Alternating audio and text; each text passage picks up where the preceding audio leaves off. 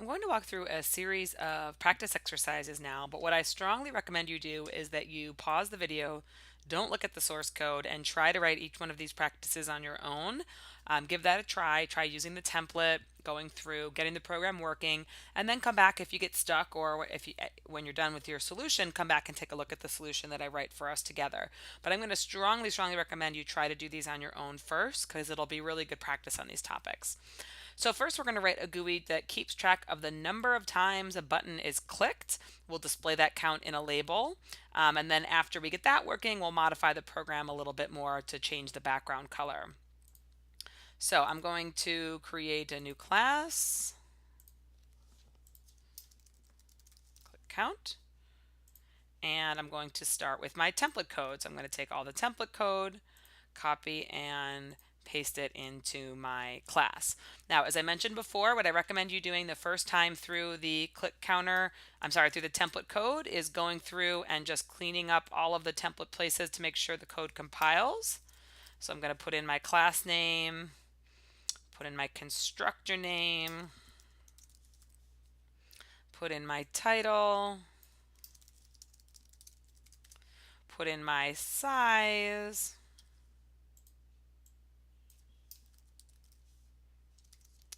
set the background color.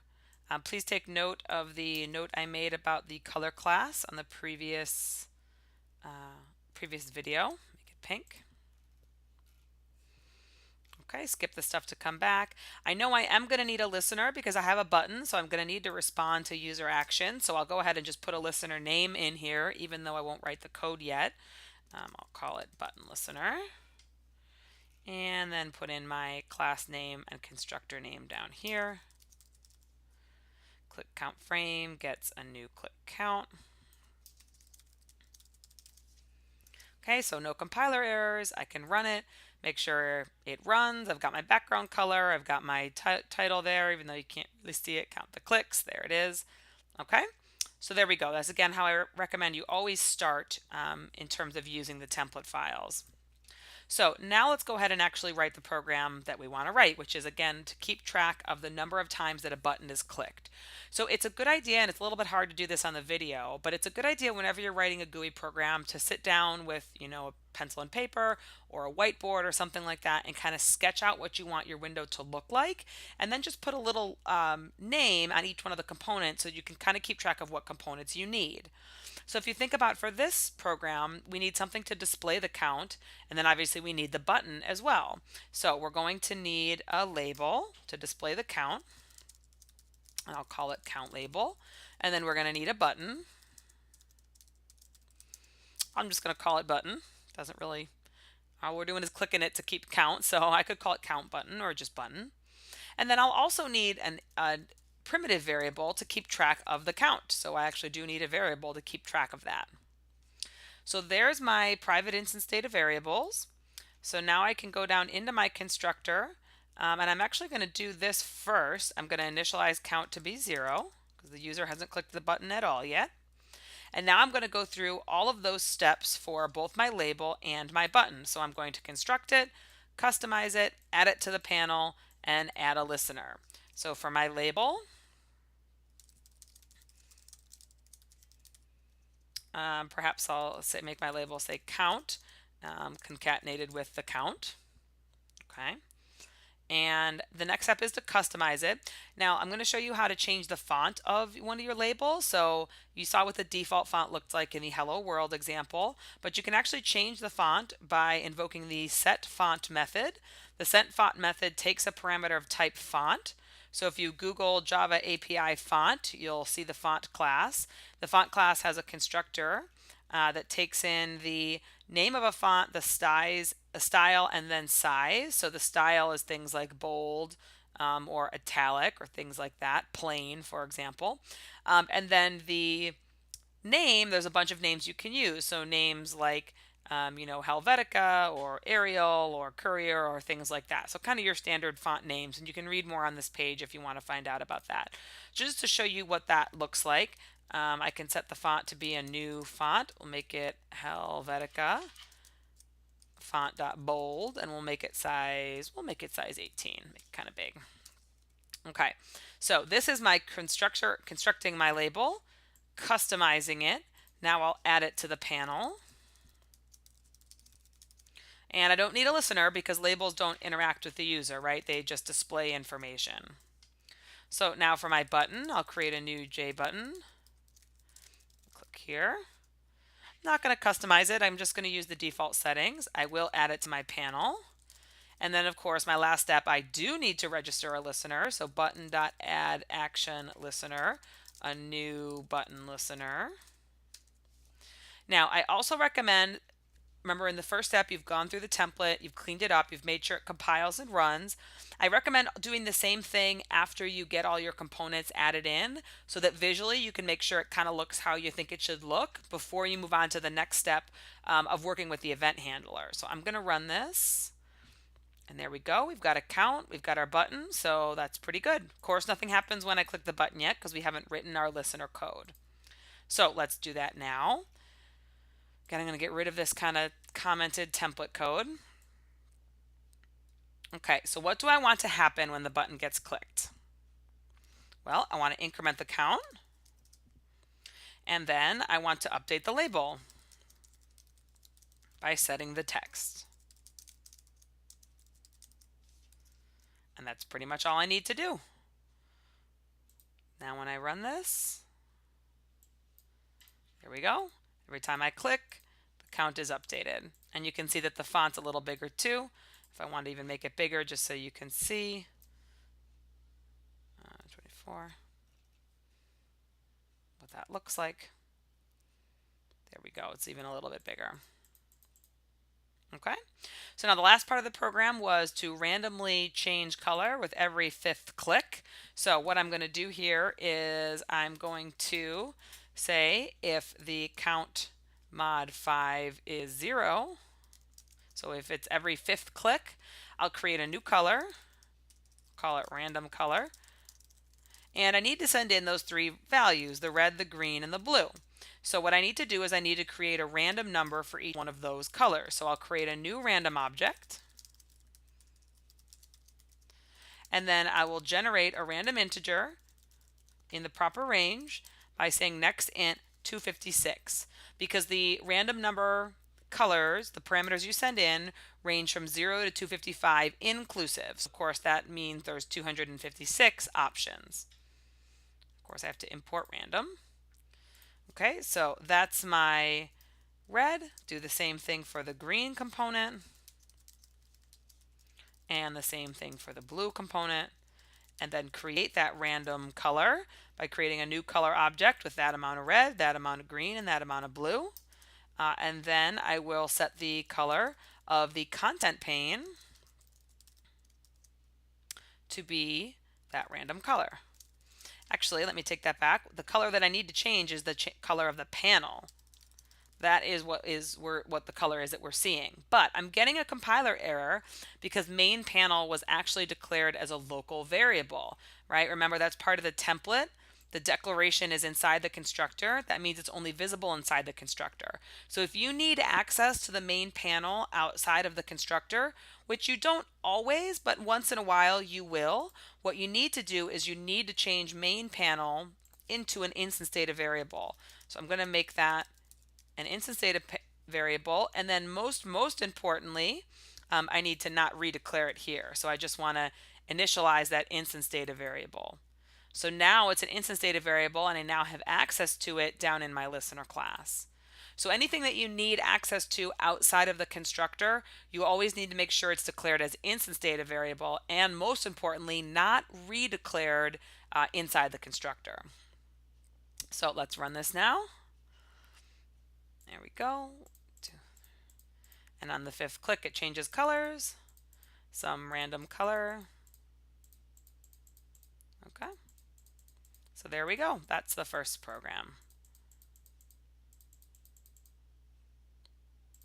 Okay.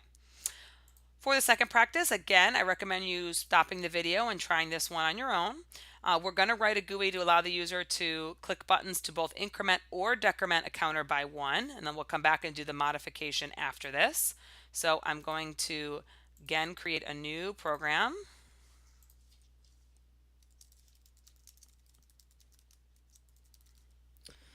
I'll call it increment decrement. And I'm then going to again start with my template code. Go through and clean it up so that it compiles.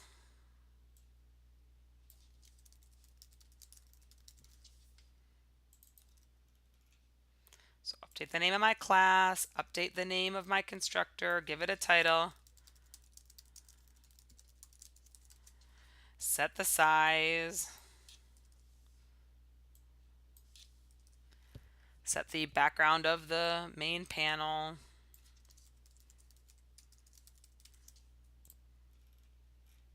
I know I'm going to need some sort of listener, so I'm going to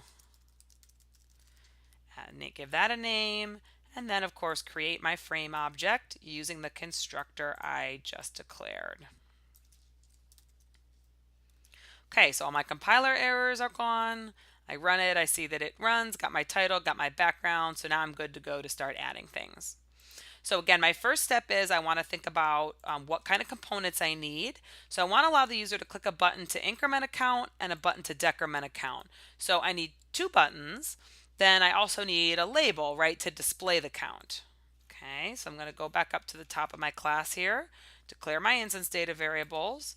So I've got my private J button, I'll call it inc button and dec button, and then my J label, count label. I also need an integer, right, to keep track of what the count is. Okay, so there's my first step, declaring everything I need. Now I go down into my constructor, and here I'm going to initialize things. I'm going to start out again initializing count to be 0. And I'm going to take my inc, I'll start with the label. And I'm just going to have the label be the count, instead of having, count equals. Now count is an integer, and I can only create a JLabel with a string. So I can either concatenate this with the empty string. That's one way to convert an integer to a string. Or I can use the toString method to convert from int to string. Okay. And then of course that's step one. And inside the constructor I initialize it. And next step I customize it if I want to. So again, maybe I'll set the font.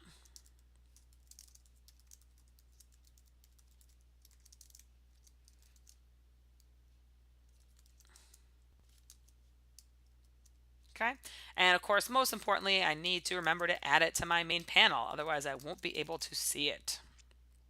Okay, so now I need to set up my buttons. So I've got my inc button is a new button. I'll say increment. I'm not going to customize it at all, but I will add it to my panel since I do want to see it. And then, of course, it's a button. I'll need to respond to button click. So I'm going to add an action listener. A new button listener. Now this is going to be the first program we've seen that has more than one button. So when you have more than one button, let me get the button set up, add it to my panel, you have a couple of options. One option is that you can create separate listener classes for each button. Okay, so I could take this template code and I could copy it again, and I could make a class for increment button listener and a separate class for decrement button listener. So that would be one option, to have one listener class for each button or each component. Another option is to just have a single listener class, and then inside of that, the method within the listener class, to determine which button was clicked and to take the appropriate action depending on that. So that's the approach I'm going to show you. So if we're taking that approach, which is probably the more common approach to take, I will use the same listener class inside my add action listener method. So I'm registering the inc button with a button listener, and I'm also registering the dec button with the button listener. So they're using the same listener class. And then again, inside that listener class, I'll figure out what action I need to take. So I'm going to run this again before I even worry about the listener to make sure it looks how I want it to look. Looks pretty good. Maybe I'd prefer it to be a little skinnier. Nope, can't make it any skinnier than that. Okay, I'm just going to leave the setting how it was. We're going to learn later on how to use layout managers to kind of improve the look of your programs. Okay, so what needs to happen inside the listener? Well, the first thing that I need to do is I need to figure out what button was clicked, right? Because if the user clicked the increment button, I want to take one action. And if they click the decrement button, I want to take a different action. So in this event object, I had mentioned in one of the previous videos that there's information about the user's action in this object. And one piece of information that's contained there is what was the source of the event. So that's exactly the information I need right now. I need to know what triggered this listener to be invoked. Was it the increment button or the decrement button? So what I can do is I can say, well, if the event.getSource, that's the method that we use to retrieve the source of this event object, if that equals the inc button, I'm going to do one thing. And otherwise, if the source of the event equals the dec button, I'm going to do something else. Okay. So there we go. This is how you can use a single listener to listen to multiple components, in this case, multiple buttons. You just use the event.getSource method and then compare it to your various components. So if the inc button was clicked, then I want to increment the count. And if the dec button was clicked, I want to decrement the count. And then regardless of which button was clicked, I want to update the label.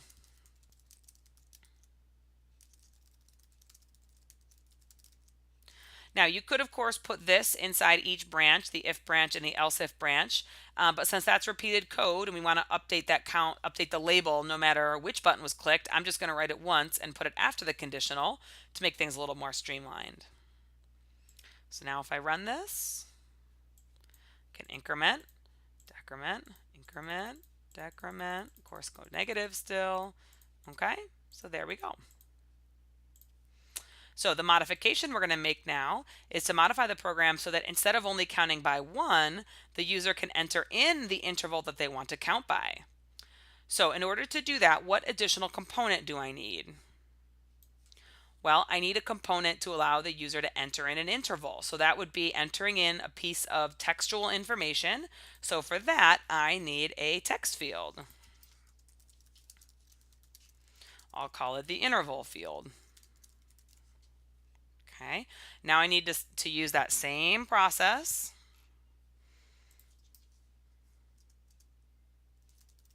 Interval field gets a new J text field. I'm going to use just 5 columns for the width. I'm not going to customize it any further than that, so I'm just going to add it to my main panel. Now I have to decide if I want the user to have to click enter in order to trigger something about what they've entered in, or if I just want to rely on the clicking of a button to do that. I'm going to choose to rely on the clicking of a button to do that. If you wrote your sample program the other way, that's completely correct and totally fine. And in fact, I encourage you to share your solution on the discussion board so we can take a look at a different approach. But what I'm going to do is I'm going to say, well, anytime that the only time I really care about the interval is when I'm updating the count, right? And I'm updating the count only when either the inc button or the dec button is clicked. So anytime one of those buttons is clicked, what I'm going to do is I'm going to get the interval, and I'm going to do that by getting the text of the interval field. Now, interval field.getText returns a string, and that's not what I need. I need an int. So remember, in order to get a number out of that field, I have to parse that string that I just retrieved. Now you could of course break this into a couple lines. You could say string interval string equals interval field get text, and then in interval equals integer.parse int interval string, right? You could break this into 2 lines. Either approach is fine. Note that this also does not have any error handling. So if the user types in not a number, right? If they type in hello, you are going to get an error on your program. We're not going to learn how to deal with that yet, but eventually we will. So now inside of my conditional here, instead of just incrementing count, I get count equals count plus interval. And instead of decrementing count, I get count equals count minus interval. And then I still update the display. So if I run this, now the only thing that's a little weird is that there's this box over here, and if I were just to run this program, I don't really know what that box is, right? So what I might want to do is I might want to add in one more label, And since I don't need to access this label ever outside of the constructor, I'm only really using this label for instructions to the user. I'm never going to change the text. It's okay to declare it as a local variable within the constructor. I'll call it interval instruction label.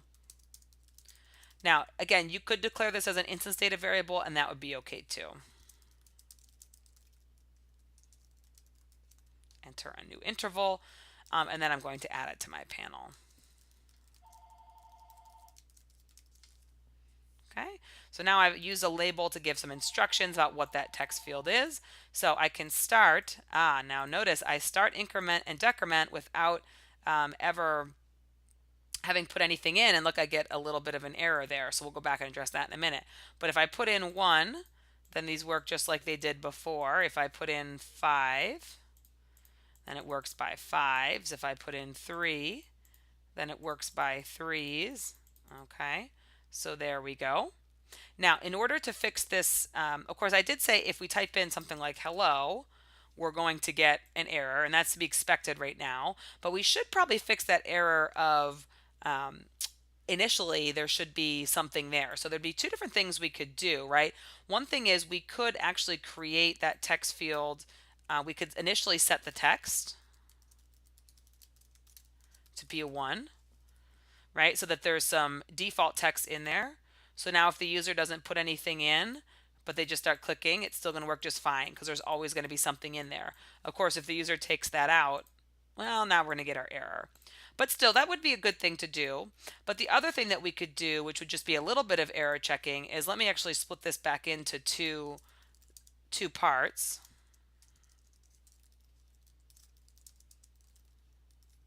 So we'll get the text, and then we'll say, we'll declare our int interval, and then we'll say, well, if the interval string equals the empty string, so if there's nothing there, let's just set interval to 1. And otherwise, assuming there is something there, then we'll parse the int. We'll parse that string into an interval. Okay. Now again, this isn't going to protect against the user typing in hello, but it'll at least protect against that initial text field being empty, or if the user zeroes out the text field.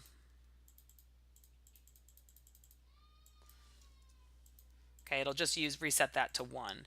And perhaps if I wanted to make it a little user friendly, I'd not only set the interval to 1, but perhaps I'd also set the text of the interval text field to 1 as well, so that it's consistent with what's actually happening. Oops. Interval field, it's called. Okay, so that gives you another example of using buttons. In this example, we looked at using multiple buttons as well as a text field, as well as parsing numeric input from a text field.